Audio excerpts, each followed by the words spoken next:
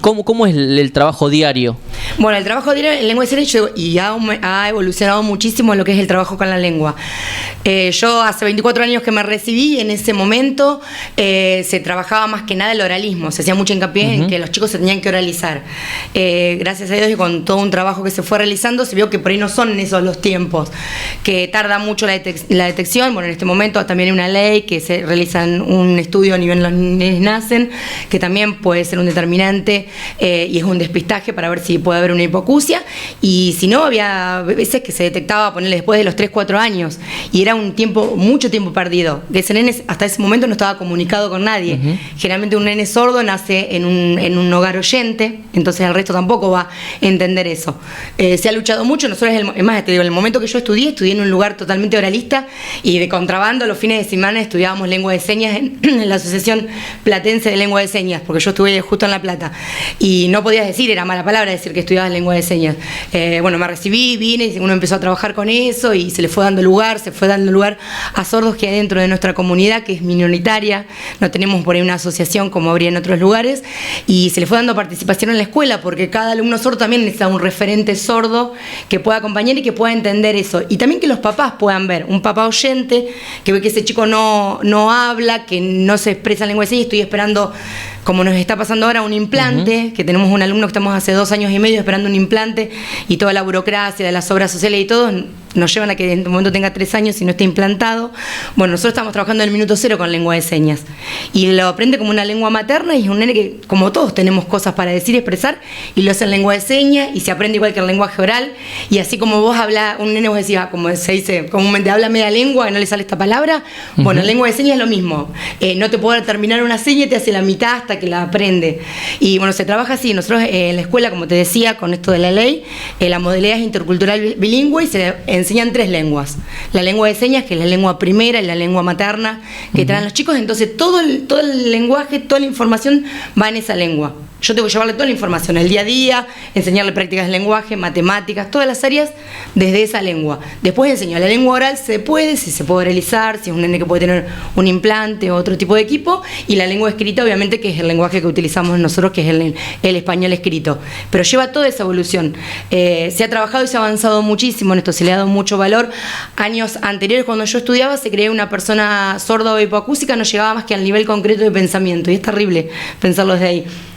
Una persona sorda llega a un nivel de pensamiento de la abstracción como cualquiera, pero porque vos le das ese canal y esa vía, toda esa información para que pueda construir todo ese pensamiento, que también cuando va a aprender la lengua oral o la lengua escrita va a tener esa base, porque también la lengua de señas tiene su estructuración gramatical. Sí. Yo utilizo el verbo en este momento de la frase, que es al final. Yo sitúo el tiempo espacial en el principio. Si quiero contar algo, y te voy a decir, sí, el domingo pasado, entonces primero digo en qué momento, después digo el sujeto, muy general como lo hacemos en el español, y después digo qué pasó. Y si quiero hablar de algo que está pasando ahora, lo hablo en este plano, que es el presente. Si voy a contar algo que quiero hacer en el futuro, llevo la mano más allá, y si es algo del pasado, te lo cuento más como que... Sí, que de hecho a veces lo hacemos por decir, bueno, ya lo tenemos como incorporado. Sí, tal cual. En la gestualidad, pero muchas veces no nos damos cuenta que también lo estamos utilizando por ahí en algún momento que no es adecuado, porque estamos hablando con alguien, con un par en ese sentido, que nos escucha y que habla justamente, pero bueno, por ahí erramos como sociedad en ese momento por ahí en el cual nos encontramos frente a otro par también como persona, y que tampoco lo utilizamos ahí, o no lo utilizamos bien, en el caso mío, por ejemplo, por desconocer. Pero yo recuerdo, por ejemplo, días pasados estuve viendo en tele, justamente en un noticiero de Buenos Aires, que una nena había, no sé si viste la noticia, había justamente viralizado un video con lenguaje de señas para que le ayuden a encontrar una bicicleta que le habían robado. Sí, bueno, eso también digo, y ahí en los medios de comunicación decían, bueno, justamente masivos, que tenemos que empezar nosotros a incorporar justamente ese tipo de lenguaje de señas en los medios también, porque bueno, en este caso nosotros estamos incursionando ahora, si fuese radio tradicional, el lenguaje de señas no iría, pero hoy con la imagen justamente ya plantada, ahí también justamente nos tenemos que replantear a nivel sociedad, es decir, tenemos que utilizarlo, porque del otro lado hay un otro público que no sabemos a quién estamos llegando. Por ahí estamos dejando a gente fuera del programa por justamente no saber utilizar. Bueno, sería una cuestión más, obviamente, de historia, de cultura, de llevarlo hacia adelante justamente ese proyecto, y también después la dificultad de implementarlo, pero dificultad, me imagino, en este momento, justamente por la falta de costumbre y por eso, ¿no? Primero aprender y después empezar a llevarlo a la práctica de a poco. Sí, vos viste que está la ley que tendría que ver en todos los espacios públicos, tiene que ver un intérprete. Sí. Que vos vayas, no sé, a hacer un trámite a rentas, y si vos una persona sorda tiene el mismo derecho que cualquiera, y tiene que haber una persona que intérprete para eso. A mí me pasó hasta acá una vez para un interrogatorio, me llamaron del juzgado para interrogar a una persona sorda, porque obviamente que tiene su derecho, y bueno, es una cosa que no se cumple y que tendría que haber en todos lados. Dentro de lo que es inclusión en las escuelas, bueno, va la maestra inclusora que acompaña a las personas sordas, tiene que saber lenguaje de señas. Si tiene un acompañante dentro de la escuela, lo primero que se exige es que ese acompañante sepa, y se trata de trabajar con todo el grupo. O sea, la docente sabe lengua de señas, sus pares saben lengua de señas. Como yo te decía, me está pasando en este momento con un nene muy chiquito que inicia su trayectoria educativa, la inició este año. Y ojalá esos compañeros que tienen en este momento los tenga a lo largo de toda su escuela, que termine su secundario con alguno de ellos. Y entonces, qué importante es que puedan aprender todos, y si es un trabajo re lindo, y los chicos lo toman como algo re natural. Esto de decir, bueno, no escucha, entonces voy y le toco el hombro para que se dé vuelta y le muestre, y si no sé la seña de última dramatizo, pero para que lo pueda entender y que todo lo que pase dentro de un aula sea accesible. Y creo que con la pandemia también nos pasó esto. Con la pandemia estuvieron mucho más aisladas las personas sordas. Nos pasó de golpe que todos nos encerramos, y esos chicos quedaron encerrados en sus casas con sus papás, y no sabían qué pasaba, que por qué, qué era lo que había afuera, que por qué no podíamos ir. Nos pasó, bueno, este año, cuando esos días que se cerraron las instituciones también, nosotros mandamos la tarea con la seño del jardín, y lo primero que hicimos fue mostrarle que el jardín estaba cerrado, que no había nadie, pero porque estábamos todos en casa, porque no se podía ir, porque si no también te queda eso. Hay mucha información que a nosotros nos llega auditivamente, y que ellos no la reciben, pues sí, me la perdí. El resto sabe, o anticipar, es decirle a los papás, mira, no sé, van a salir a algún lado a comer, pero primero decirle, sí, mira, vamos a ir a tal lado, porque también si no salen y no saben a dónde. Pienso que es difícil, justamente para ese tipo de personas con esa condición, ¿se dice? ¿Está bien dicho así? Sí, con esa caracterización. Bueno, porque digo, vivimos a 2000 de por sí, y sumado a la pandemia, que por ahí nos frenó un poco en un montón de cuestiones, pero también frenamos, y por lo menos hablo desde mi lugar, no sé, en la general no puedo afirmar nada, obviamente, pero digo, tampoco se pensó, es una pregunta, se pensó en ese tipo de cuestiones, obviamente que del lado de la educación sí, pero a nivel general vos mirabas los medios de comunicación, te informabas, o con pares charlando, ¿cómo viste eso? ¿Qué pudo haber dejado de bueno la pandemia en este sentido, con todo lo malo que nos trajo? Pero ¿qué podemos rescatar como positivo de acá hacia adelante, obviamente? Claro, yo creo que se tuvo en cuenta, como vos decís, desde educación, como que desde educación salimos a trabajar eso y a informar y a intentar trabajarlo desde ahí, pero sí, yo creo que hay un camino muy largo todavía por seguir recorriendo.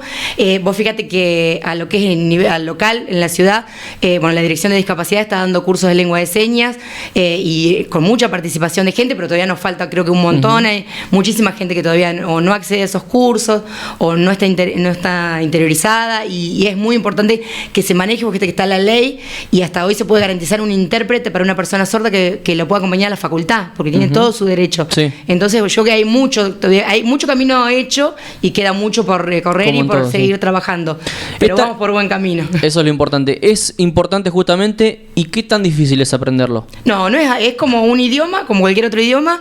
Por eso lo que yo digo, cada palabra tiene su representación. Hay un alfabeto dactilológico que se llama, que es el abecedario, que sirve para decir nombres, apellidos, nombres de ciudades, un nombre difícil de algo que por ahí te quiera contar alguien y no lo sepas, o que no tenga seña. Y después cada cosa tiene su seña, y se estudia la gramática. No es difícil, hay distintos niveles. Con un primer año de nivel básico vos te podés comunicar, y después uno lo sigue perfeccionando para hablarlo mejor, para saber otras cosas más que tengan que ver con lo fino de la gramática. Pero no es difícil.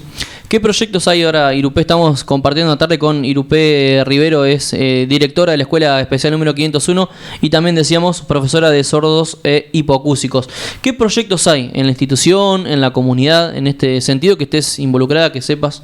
Sí, bueno, justamente se empieza a trabajar ahora un proyecto distrital que va a tener su finalización en la Semana de la Discriminación Cero, que es la primera semana de octubre, en la cual se va a pintar en todas las instituciones, todos los establecimientos de lo que es nuestra localidad, y tanto en la ciudad como en el campo, este alfabeto dactilológico para que los chicos puedan aprender y que sirva para esto, es la primera comunicación, que alguien te pueda preguntar cómo te llamas y puedas deletrear, por ejemplo, tu nombre y lo puedas decir, y empieza la intención comunicativa, creo que desde ahí, y después lleva también a generar otro interés con los demás chicos y comunicarse, vamos a decir, sé esto, quiero aprender a hacer otra cosa, quiero aprender a decir tal otra. ¿Este proyecto va a ser hacia el interior de la institución? ¿Van a trabajar los profes con los alumnos o también se abre a la comunidad? No, también está abierto a la comunidad. Por ahora lo vamos a trabajar exclusivamente en las instituciones educativas, pero sí está abierto para otras instituciones también que quieran ser parte, sí. O sea que esto es la primera semana de octubre. Sí, vamos a empezar igual. Lo que vamos a hacer van a ser todas filminas para poder pintar en un paredón, en lo que cada institución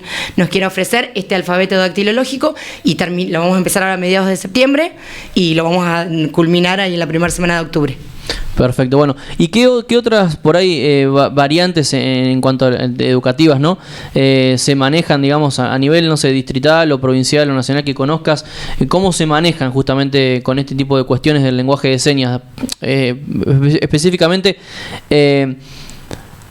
¿se trabaja en una materia específica o está en la currícula, por más que esté la ley? Sí, por ejemplo, en el instituto donde se estudia profesorado de sordos e hipoacúsicos, hoy en día está puesta como una materia curricular. Claro, pero es algo específico. Específico, por eso digo. Tendría que estar en el resto de los profesorados, porque te puede tocar, no sé, sos profe de nivel primario y te puede tocar un alumno hipoacúsico. Sí. Por eso digo, eso a nivel profesor. Sí. Y a nivel escuela, digamos, eso, no sé, como está matemática, como está lengua, como está sociales. Generalmente se generan talleres. Talleres. Trabajar, por ejemplo, si es la necesidad de un grupo, porque en ese grupo es parte un alumno, se enseña de acuerdo al interés, por ahí se realizan agrupaciones. En su momento lo tuvo el Colegio Nacional, hace muchos años atrás, lo hizo como una inquietud que tenía, que después tuvo un coro que cantaba en lengua de señas, pero también lo aprendieron así como un taller, y eran alumnos que no compartían con alumnos sordos, sino que después también lo utilizaban con un intercambio, por ejemplo, yendo a la escuela y pudiendo trabajar con alumnos sordos hipoacúsicos. Qué importante todo esto, ¿no? Sí, la verdad. Y bueno, esto que realmente que se le da importancia. Yo me puse súper contenta cuando me llamaste y me invitaste para hablar de la lengua de señas, porque, como te decía, es una lengua minoritaria y necesitamos revalorarla y que todo el mundo la conozca y que se pueda ejercer este derecho y que todos los alumnos tengan. De hecho, esto de decir, bueno, yo hablo así, que el otro haga un esfuerzo por entenderme. No siempre el sordo tiene que intentar entender qué dice el otro. Sí, en este caso no es que las minorías siempre se tengan que acoplar a la mayoría, sino en este caso es al revés. Sí, tal cual. Con un justificativo más que importante. Sí, tal cual.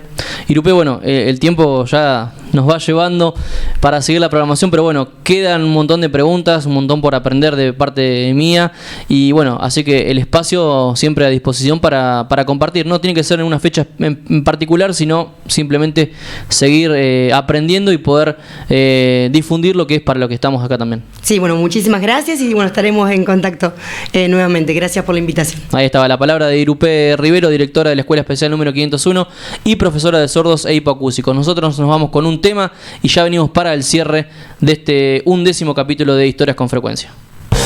Que no te hagan el cuento. La historia es así.